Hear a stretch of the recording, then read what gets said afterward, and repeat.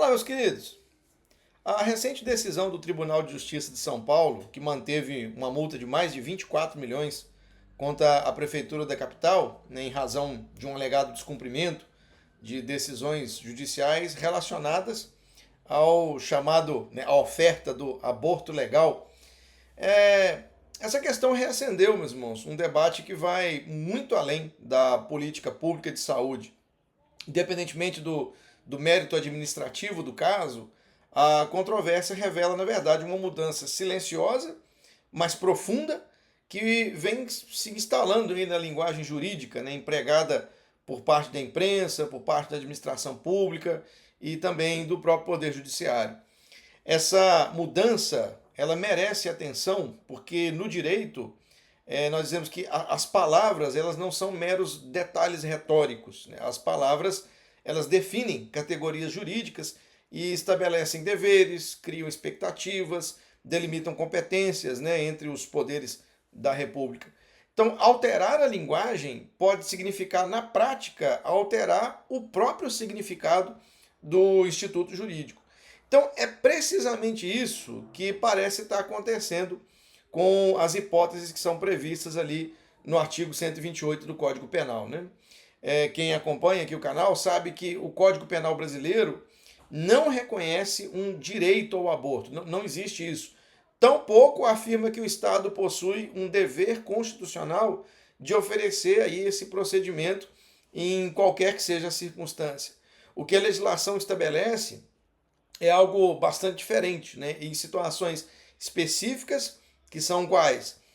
Quando a gravidez resulta de estupro ou quando não há outra forma de salvar a vida da gestante, nesses casos não se pune o aborto, né? Trata-se de uma disciplina, então, de direito penal, né, voltado à incidência da sanção criminal dessa situação. Então, essa distinção ela é fundamental, porque uma coisa é afirmar que determinada conduta não será punida criminalmente em situações excepcionais, né? Há casos, por exemplo, em que o furto não é punido, né, em algumas situações. Agora, outra coisa muito diferente é afirmar que existe um direito subjetivo ao procedimento de aborto, né, que pode ser exigível, né, contra o Estado.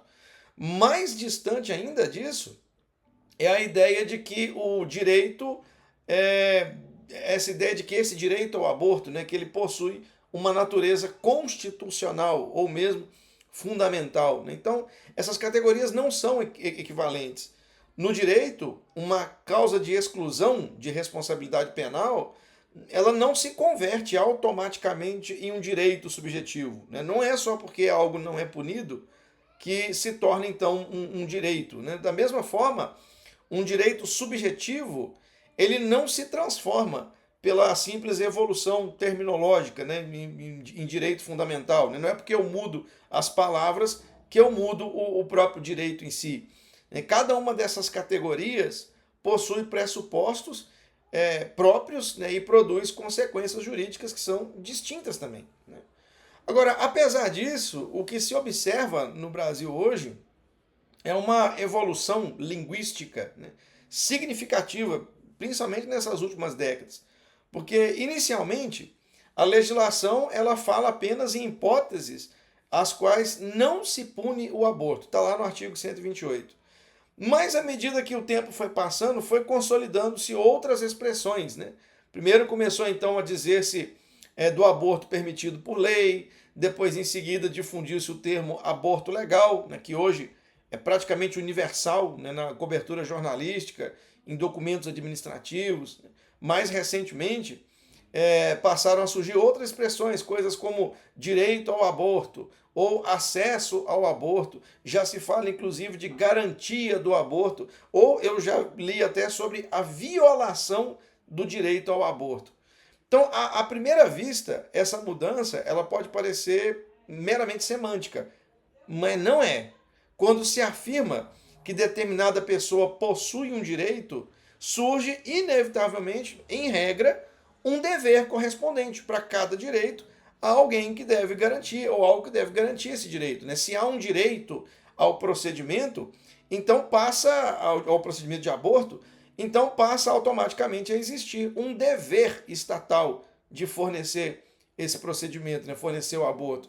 Se esse dever não é cumprido, abre-se o espaço, então, até para responsabilização judicial, indenização, né, multa e ordens, né, de que obrigação a se fazer.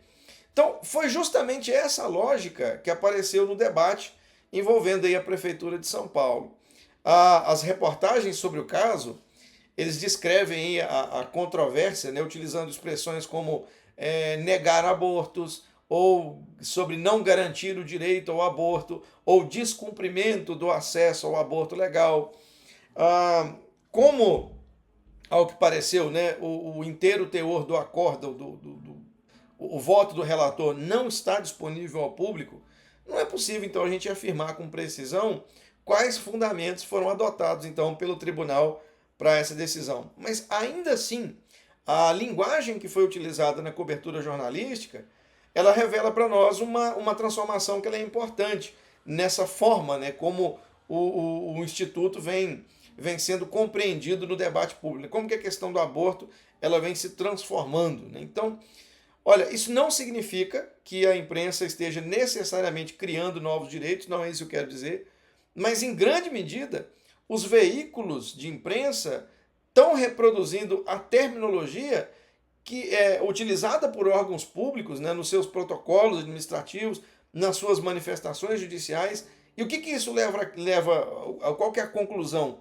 De que tem se tornado realmente, está se criando o direito ao aborto no Brasil. Né? Esse fenômeno ele é mais amplo do que uma simples questão de estilo jornalístico, mas trata-se mesmo de uma mudança, né, discursiva e que tem alcançado aí diversos atores institucionais no nosso país. Essa transformação ela suscita uma questão constitucional que ela é muito relevante, porque a Constituição Federal, na Constituição, você não tem nenhum dispositivo que reconheça expressamente um direito ao aborto.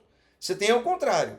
A Constituição ela assegura a inviolabilidade do direito à vida, artigo 5º da Constituição, protege a dignidade humana, né, artigo 1º, e atribui, né, entrega ao Congresso Nacional a função de legislar sobre matéria penal. Isso não é papel dos órgãos do judiciário. Né?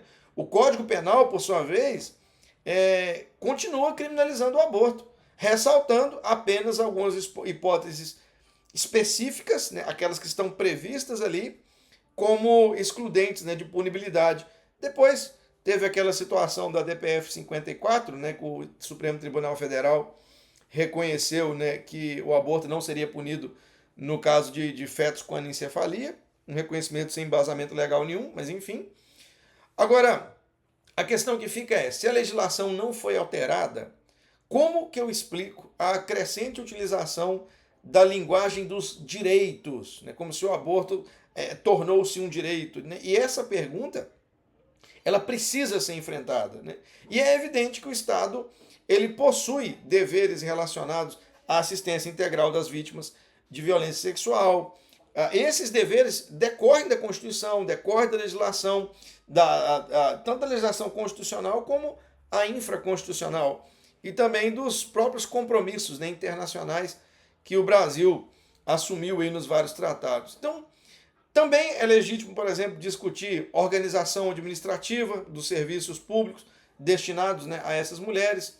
Agora, outra questão bem diferente do que isso é afirmar que dessas obrigações decorre automaticamente um direito fundamental ao aborto. Essa conclusão aí, ela exige uma fundamentação constitucional muito mais robusta do que a simples existência das hipóteses do artigo 128 do Código Penal.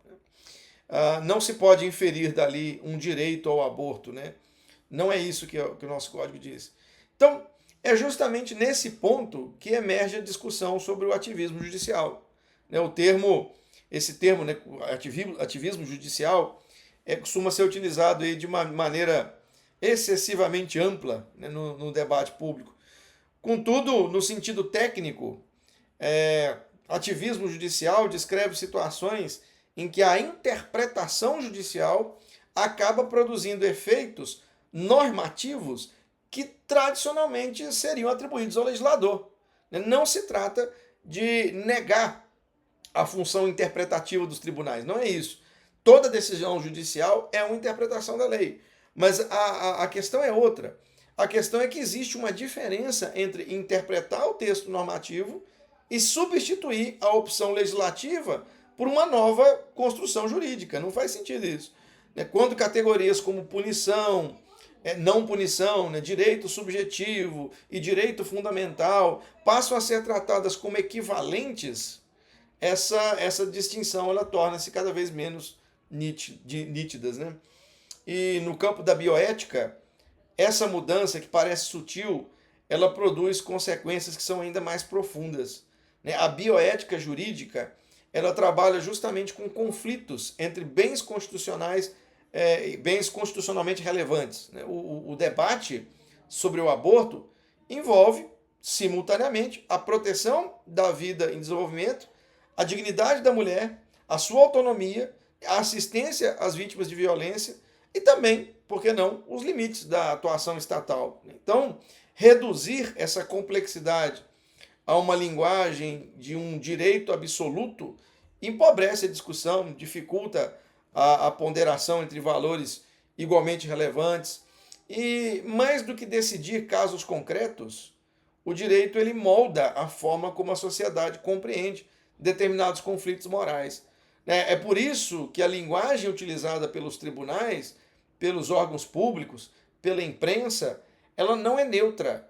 Ao contrário, ela influencia a percepção social sobre aquilo que a lei efetivamente diz. Então, o caso envolvendo aí a Prefeitura de São Paulo talvez não represente por si só uma mudança na legislação brasileira sobre o aborto. É fato.